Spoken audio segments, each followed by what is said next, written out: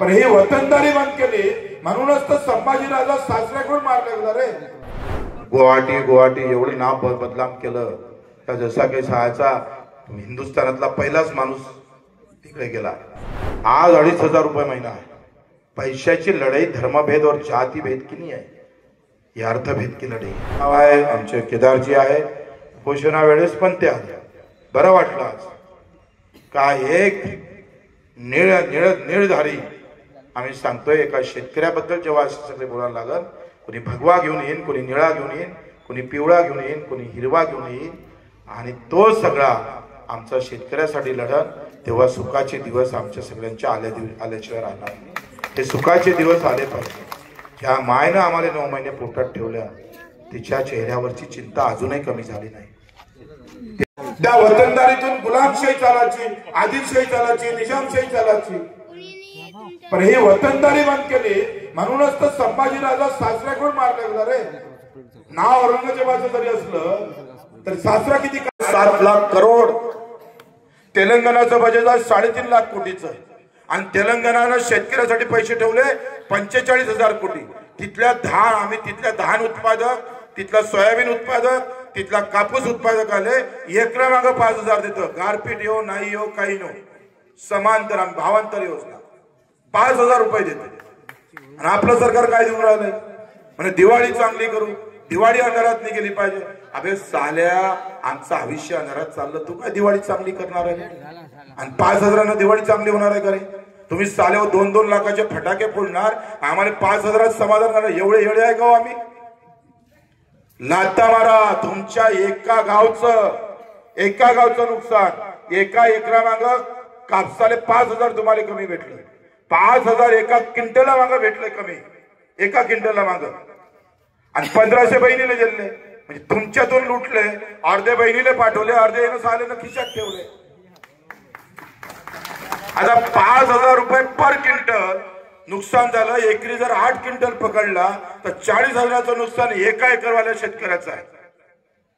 पुऱ्या गावात जर 2,000 एकर जमीन असेल तर 4-2 80 कोटीचं नुकसान आहे। आणि तो कुठे जर इथं काय म्हणते एखाद्या 50 लाख रुपये टाकले आणि भूमिपूजनले आला ना तर तुम्ही डमरू वाजून तयार आहे, स्वागत करा। हे सगळं गणित असंच आहे।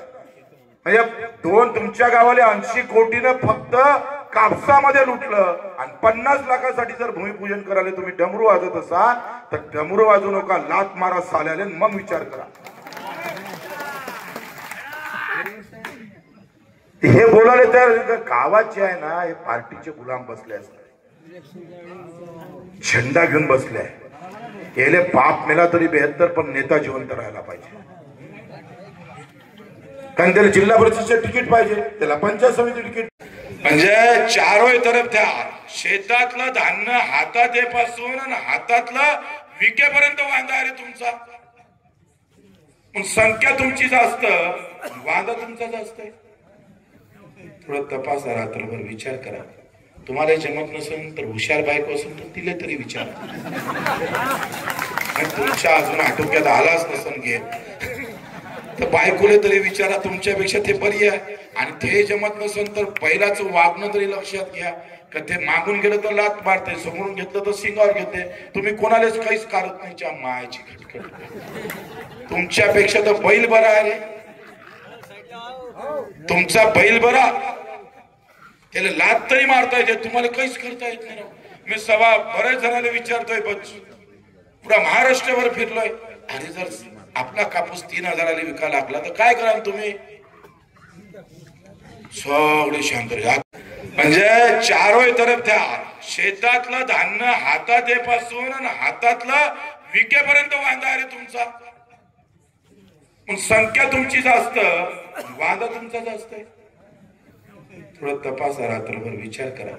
तुम्हाला जमत नसेल तर हुशार बायको असेल तर तिला तरी विचारा। तुमच्या अजून आटोक्यात आलाच नसेल घे तर बायकोले तरी विचारा, तुमच्यापेक्षा ते बरी आहे। आणि ते जमत नसेल तर पहिलाच वागणं तरी लक्षात घ्या का ते मागून गेलं तर लात मारते, समोरून घेतलं तर सिंगावर घेते, तुम्ही कोणालाच काहीच करत नाही। च्या मायाची खटखट, तुमच्यापेक्षा तर बैल बरा आहे रे, तुमचा बैल बरा, त्याला लात तरी मारता येते, तुम्हाला काहीच करता येत नाही. मी सभा बऱ्याच जणांना विचारतोय, बस पुरा महाराष्ट्रभर फिरलोय. अरे जर आपला कापूस 3000 विकायला लागला तर काय कराल तुम्ही? सगळे शांत. आता ते 300 आल्यावर काय करणार आहे? मागणी घ्यावं का काय करावं? लढायला 360 दिवस आहे, 250 दिवस काम करतो शेतात. आपण फार मेहनत घेतो, पण त्या शेताच्या मेहनतीला जर दाम लागत असेल तर 15 दिवस रस्त्यावर यावं लागत तरी जमते का? 15 दिवस. जेवढी मेहनत शेतात करताना त्याची 1% आंदोलनात मेहनत करा. आणि आम्ही तुम्हाला राजकारण मतं मागायला नाही येणार, तो काही डोक्यात घेऊ नका.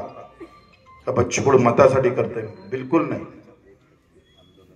आज तर एखाद्या पार्टीत जाऊन जमून टाकलं असतं. गुवाहाटी एवढं नाव बदनाम केलं का जसा काही सहायचा हिंदुस्थानातला पहिलाच माणूस तिकडे गेला. पण हे तुम्हाला माहित नाही, त्या एका जाण्यामुळं माझ्या दिव्यांगाचं जगातलं पहिलं दिव्यांग मंत्रालय निर्माण. आज 2500 रुपये महिना आहे. पैशाची लढाई धर्मभेद और जातीभेद की नहीं है, ये अर्थभेद की लढाई आहे. पैशासाठी लढावं लागणार आहे. पैसा आहे तो सब कुछ आहे. सगळं येतं आता पैशात, काही कमी नाही पडत. मग आमचाही बंगला होईल, आमची गाडी होईल, पण ते पैशाची लढाई लढावं लागेल. आम्ही पैशाची लढाई जिंकलो आहे दिव्यांगांची. 7 दिवस उपोषणाला बसलोय आणि 7 दिवसानंतर जेव्हा 600 रुपये महिना होता त्या दिव्यांगाचा, तेव्हापासून लढतोय. 1000 केला, 1500 केला, 200 गुन्हे दाखल आहे फक्त दिव्यांगासाठी. मला आमदार म्हणायचे की तू काय याच्यासाठी लढतोय? एक ग्रामपंचायत सदस्य निवडून याची ताकद नाही राजकीयांची, आणि कशाला लढायचं? म्हटलं सगळं काम राजकारणासाठी नाही केलं पाहिजे, काही कामं आशीर्वादासाठी करता आले पाहिजे. ते काम आम्ही आशीर्वादासाठी करतो. म्हणून ही तुम्ही समजून घ्या, ह्या पैशाच्या लढाईत जातपात धर्म पंथ पार्टी मदत आणू नका. शेतकरी म्हणून लढा, एवढीच विनंती करतोय.